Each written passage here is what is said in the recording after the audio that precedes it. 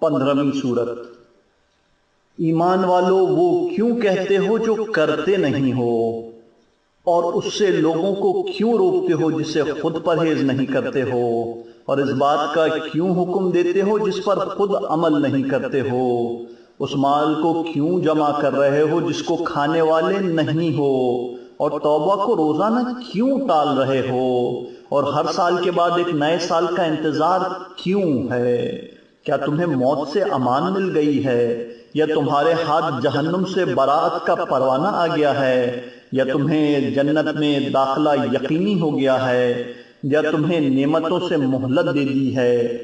اور لمبی لمبی امیدوں نے دھوکے میں ڈال دیا ہے۔ خبردار خبردار تمہاری صحت اور سلامتی دھوکے میں نہ رکھے کہ تمہاری مدت حیات معلوم ہے، اور تمہاری سانسیں گنی ہوئی ہیں، اور تمہارے راز مالک پر کھلے ہوئے ہیں، اور تمہارے پردے اس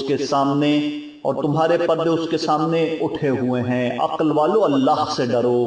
اور اپنے ہاتھ کی کمائی کو اپنے مستقبل کے لیے آگے بڑھا دو